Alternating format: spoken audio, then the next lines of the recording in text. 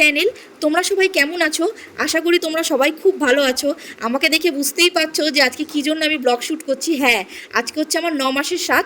তো চলো, ইন্ট্রোটা তোমাদের দেওয়া হয়নি, তাই এখন থেকেই শুরু করলাম। হ্যালো বন্ধুরা, আজকে সকাল সকাল উঠেই আমার বর ঘর সাজাতে শুরু করে দিয়েছে, কারণ আজকে 9 মাসের স্বাদ বলে কথা। আর আমার মাও তার সাথে সাথে হেল্প করে দিচ্ছে। আমার বর আর আমার মা মিলে ঘর সাজাচ্ছে, আর এদিকে আমি দেখতেই পাচ্ছ মেকআপ করতে বসে পড়েছি। এখন মেকআপ করছি আমি, দেখতেই পাচ্ছ। অলরেডি দেখতেই পাচ্ছ অর্ধেক সাজানো হয়ে গেছে। তো আমার বর সকাল থেকে এই করছে, আর আমি এখানে সাজাসাজি করছি শাড়ি ঠাড়ি পরবো বলে।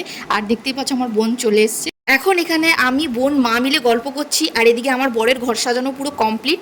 তো চলো দেখতে থাকো ব্লগটা। হ্যালো বন্ধুরা, তো দেখতেই পাচ্ছ এখন আমি কেক কাটছি। 9 মাসের স্বাদ উপলক্ষে আমার বর একটা কেক নিয়ে এসেছিলো কাটবো বলে।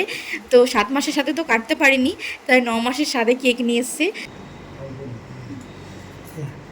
হ্যালো বন্ধুরা, দেখতেই পাচ্ছ আমি এখন খেতে বসে পড়েছি। আমার শাশুড়ি মা আমাকে এখন খাবার দিয়ে সাজিয়ে দিয়েছে, আর আমার বোন ভিডিও করে দিচ্ছে।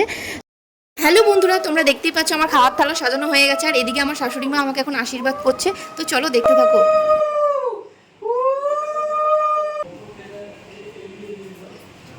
তো বন্ধুরা দেখতেই পাচ্ছ এদিকে আমার বর আমাকে ডিএসএলআর ভিডিও করে দিচ্ছে, এদিকে আমার বোন ফোন দিয়ে আমায় ভিডিও করে দিচ্ছে, দুজন মিলে ভিডিও বানাচ্ছে।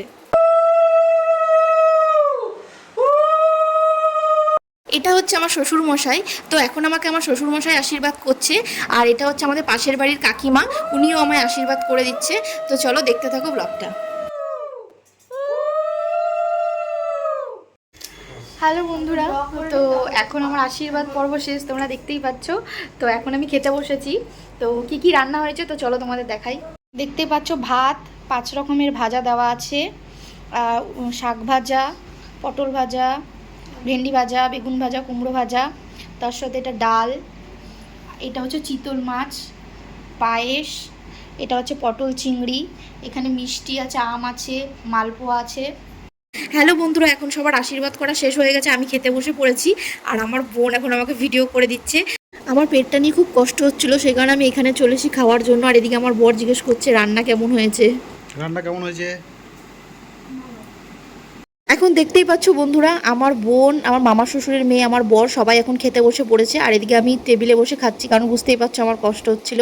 তো বন্ধুরা, 9 মাসের স্বাদের ব্লগটা আমি আর বেশি কিছু শ্যুট করতে পারিনি। তোমরা বুঝতেই পারছো যে এখন আমার অনেক কষ্ট হয়।